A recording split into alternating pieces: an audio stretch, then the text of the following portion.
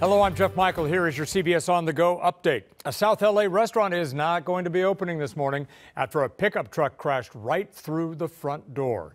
Investigators are trying to figure out why the driver lost control of the truck last night. The restaurant was closed at the time, the driver taken to a hospital. Hey, check out what's coming to LAX. The LA City Council has voted unanimously to approve the $5 billion People Mover. It's going to connect travelers to a metro station and will be elevated above Century Boulevard. Construction starts later this year. They think it should be up and running in about 5 years.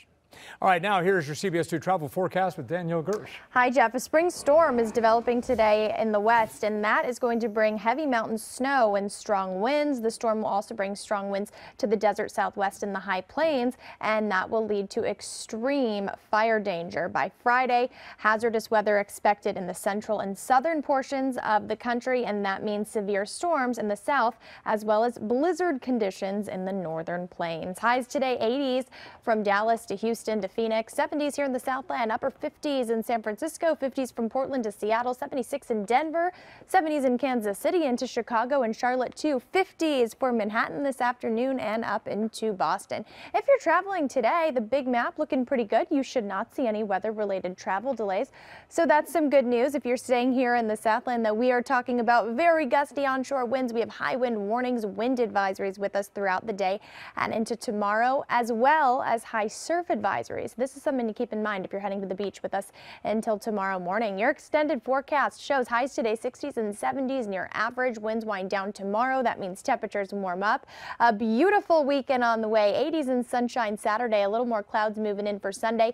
And then we will watch a cooling trend as we head toward the start of next week. Jeff, back to you.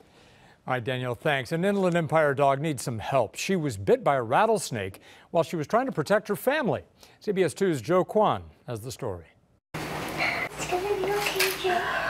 6-year-old Maddie Cox is trying to be brave for her dog, Jay. Worried about my dog, and I want her to be alive. It was a sleepless night for the family after their dog had a run-in with a rattlesnake right here in their backyard in Norco. As soon as I opened up the slider, that's when I heard the sound. This sound.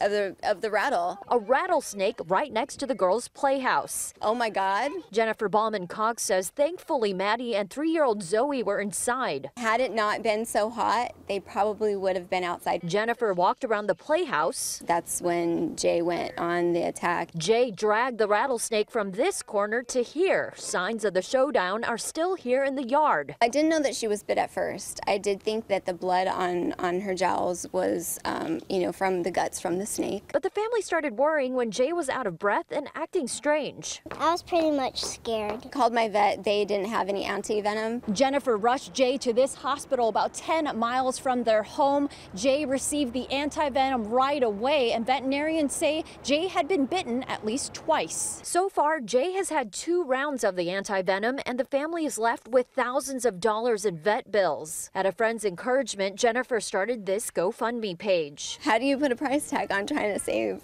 an animal that you feel protected you? The girls are praying their pup gets better and gets to come home. Love her and miss her. While Zoe waits, she's keeping this biscuit safe for her best bud. My favorite doggy in the world. In Ontario, Joe Kwan, CBS 2 News.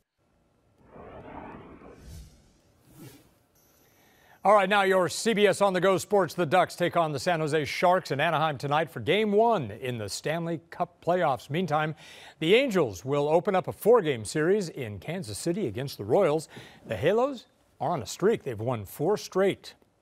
And that's your CBS On The Go update. I'm Jeff Michael. Remember, we're always on at CBSLA.com. Also, be sure to watch us on the CBS 2 News at 5, 6, and 11 p.m.